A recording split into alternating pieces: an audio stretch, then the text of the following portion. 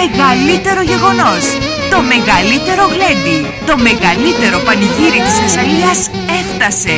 Κυριακή του Πάσχα 1η Μαΐου σας καλούμε σε μια φανταστική βραδιά με τους καλλιτέχνες που τόσο αγαπάτε. Κώστας Αφέτης.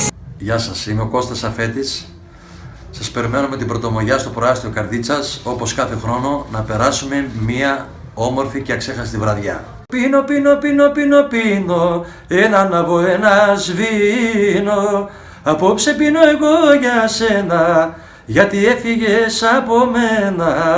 Πίνω, πίνω, πίνω, πίνω, πίνω, ένα ανάβω, ένα σβήνω. Γιάννης Καψάλης. Είμαι ο Γιάννης ο Καψάλης και σας περιμένω όλους στο προάστιο Καρδίτσας, Πρωτομαγιά, για γλέντι και χορό μέχρι το πρωί. Με πολύ δεν είναι όνειρο, είναι αληθινό, θα γίνει χαμός.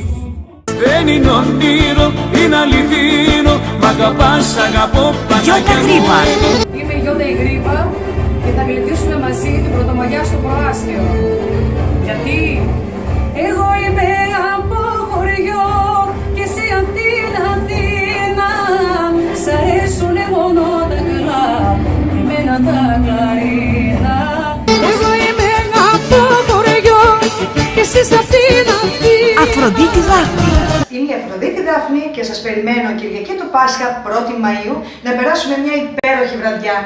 Μάτια μου όμορφα, μάτια μου μαγεμένα, μαζί σου εγώ θα ζω, ζωή παραμυθένια. Μάτια μου όμορφα, μάτια μου. Κώστας Αντωνίου. Γεια σας, είμαι ο Κώστας Αντωνίου. Μεγάλη μου χαρά και τιμή που θα βρίσκομαι σε ένα από τα μεγαλύτερα πανηγύρια της Ελλάδος. Πρωτομαγιά λοιπόν στο προάστιο. Σας περιμένουμε.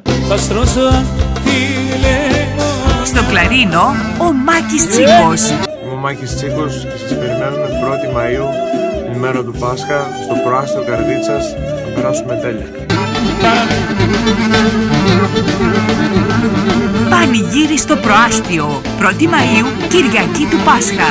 Τηλέφωνο ρεζερβέ 6977 40 80 55.